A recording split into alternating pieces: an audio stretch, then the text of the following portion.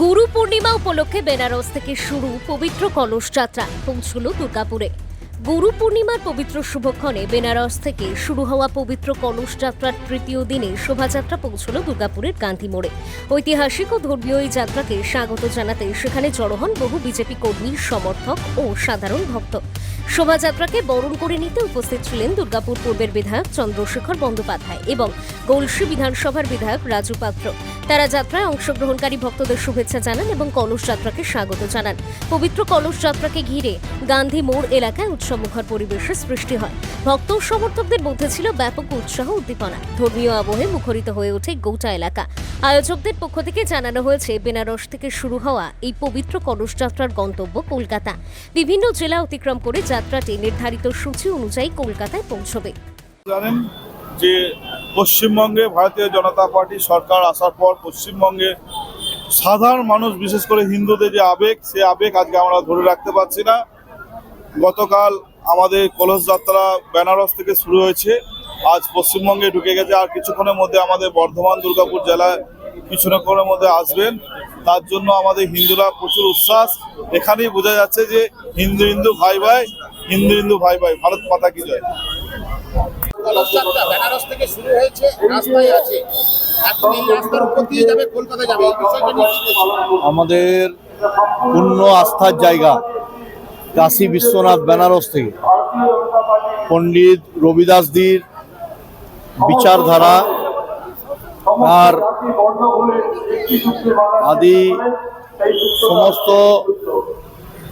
হিন্দুত্বের যে আমাদের যে প্রতিফলন, হিন্দু একতাকে সর্বাগ্যে প্রচারণের জন্য, হিন্দু জাগরণের উদ্দেশ্যে আজকে বেনারস থেকে সুদূর কলকাতা পর্যন্ত একটি কলস যাত্রা হচ্ছে। পণ্ডিত রবিদাসজির ভাবাবেগ, বিচারধারা, তার আদর্শ সমাজের মধ্যে তার কাজ করার জন্য তিনি সমগ্র হিন্দু সমাজকে একত্রিত করার জন্য তিনি যে কাজ করে গেছেন, সেই কাজকে মানুষের মধ্যে প্রচারে রাখা। তার পশ্চিমবঙ্গের মধ্যে এই যে আজকে আমাদের গান্ধী মোড়, মুচিপাড়া, বুদবুদ হয়ে বর্ধমান হয়ে একদম কলকাতা পর্যন্ত এই কলস যাত্রা যাবে। জায়গায় জায়গায় আমাদের হিন্দু মা বোন ভাইয়েরা তারা শ্রদ্ধা নিবেদন, কলস যাত্রায় পুষ্পার্ঘ নিবেদন, মাল্যদান এবং শ্রদ্ধা নিবেদনের মধ্যে দিয়ে রবিদাসজির যে কাজ তাকে প্রতিফলন ঘটানো এবং উনার যে কাজ করে গেছেন তাকে যদি বাস্তবিক জীবনে আমরা ইমপ্লিমেন্ট করতে পারি, তাহলেই তাকে প্রকৃত অর্থে সম্মান দেওয়া হবে। সেই সম্মান দেওয়ার জন্য আমাদের জেলা সভাপতি অভিজিৎ তা, জেলার জিএস অভিজিৎ দত্ত, সুমন্ত মণ্ডল, আমাদের এসসি মোর্চার রাজ্যের সহসভাপতি মনু সাহা, আমাদের মণ্ডল প্রেসিডেন্ট তেজনারায়ণ পান্ডে থেকে শুরু করে সকলে এখানে উপস্থিত আছে।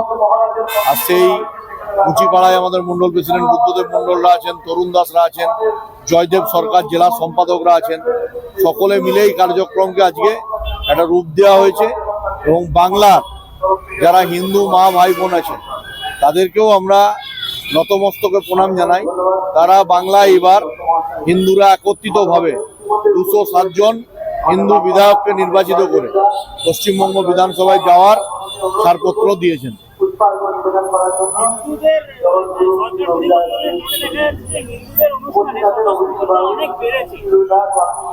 না, এই জাগরণের কাজ আমাদের সমগ্র বিচার পরিবার, আরএসএস, বিশ্ব হিন্দু পরিষদ এবং হিন্দু জাগরণ মঞ্চ, তার সাথে বজরং দল থেকে শুরু করে একের পর এক হিন্দু সংগঠনরা একত্রিতভাবে এই জাগরণের কাজটা করাই হিন্দুরা একত্রিত হয়েছে।